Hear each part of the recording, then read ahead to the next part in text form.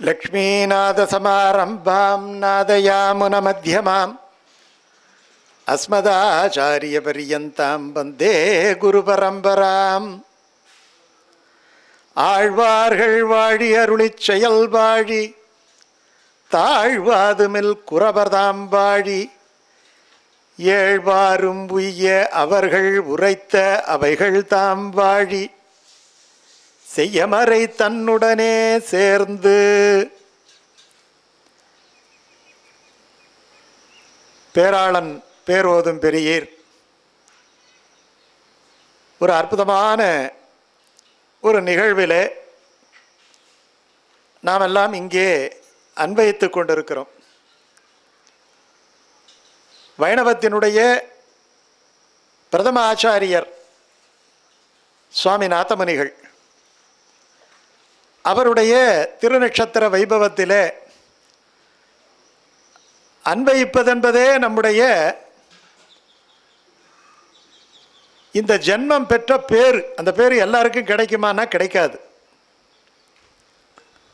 அந்த பேர் ஒரு சிலருக்கு தான் கிடைச்சிருக்கு.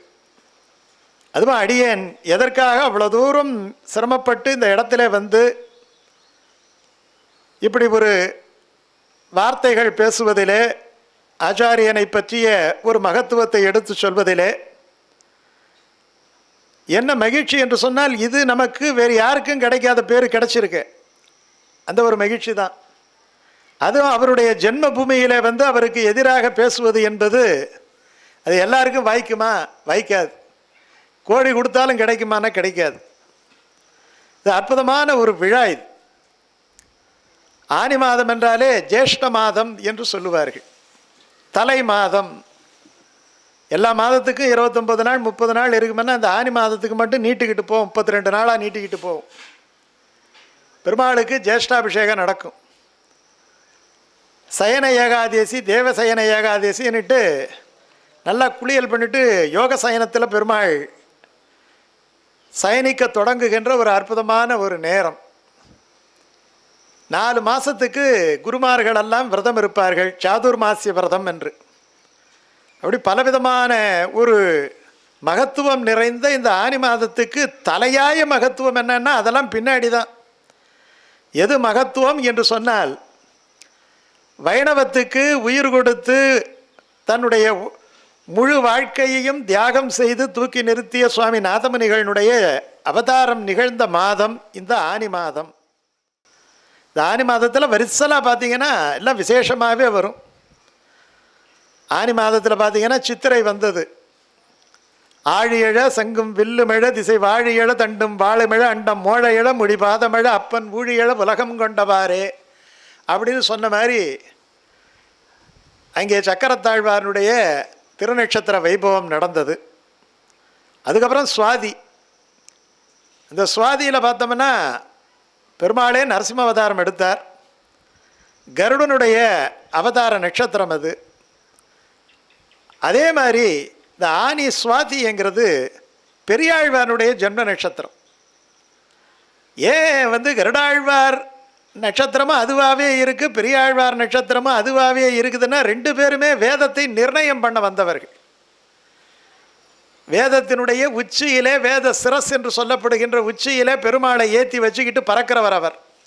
இவன்தான் பரதத்துவம், மேத இருக்கிற உபனிஷத் சாரம் இவன்தான் அப்படின்ட்டு வேதம் காட்டுகின்றதுனால தான் கருட சேவைக்கு ஒரு விசேஷம். கருடன் மேலே பெருமாள் ஆரோகணித்து வந்தால் அதுக்கு நிகரான ஒரு சேவை கிடையவே கிடையாது.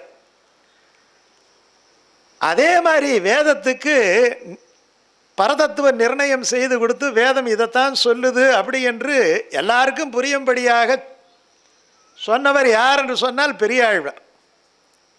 வேண்டிய வேதங்கள் ஓதி விரைந்து கிழி அறுத்தான் அப்படின்னு சொல்கிறார்.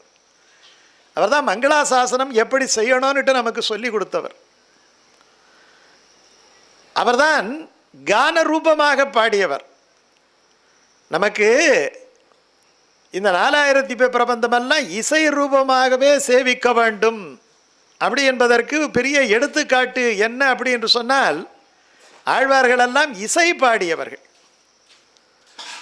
நாதமுனிகள் யாழின் இசை வேதத்து இயல் அப்படின்ட்டு சொன்னாங்க அவருடைய திருவாய்மொழியை.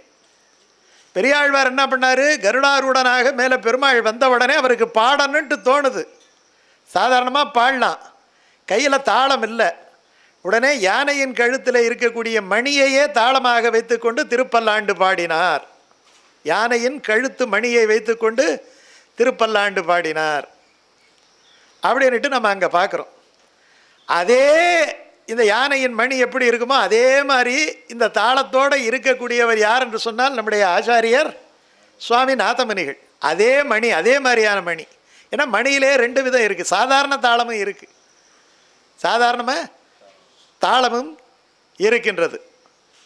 காரணம், மதுரகவி ஆழ்வார் தாளம் வைத்துக்கொண்டு பாடினார் என்றால் அது ஒரு வகையான தாளம். சுவாமி நாதமுனிகள், பெரியாழ்வார் இவர்களெல்லாம் வைத்திருந்த தாளம் யானையின் மேலே இருக்கக்கூடிய அந்த கோர்த்து வைக்கக்கூடிய ஒரு தாளம், அப்படி ஒரு அமைப்பு இருக்குது. அதனால் இந்த வேத நிர்ணயம் செய்த பெரியாழ்வானுடைய திருநட்சத்திரம் சுவாதி. அப்படி சுவாதி வந்தவொடனே அப்படியே சந்திரன் நகர்ந்து வர்றாரு. வந்தவொடனே இங்கே இந்த இடத்துல எப்படி வருது, விசாகம் வருது. விசாகம் வந்தால் அது யாருடைய நட்சத்திரம்? நம்மாழ்வாருடைய நட்சத்திரம் இல்லையா?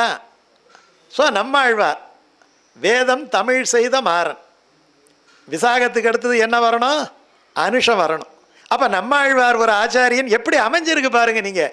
நான் இந்த நட்சத்திரத்தை சொல்கிறதுக்கு காரணம் எப்படின்னா, பெருமாள் சுவாதி, பெருமாளை காட்டி கொடுத்த நம்மாழ்வார் விசாகம், விசாகத்துக்கு அடுத்து வரக்கூடிய நட்சத்திரம் என்ன? அனுஷம் இல்லையா? அனுஷம் யாருடைய நட்சத்திரம்? சுவாமி நாதமுனிகளுடைய நட்சத்திரம்.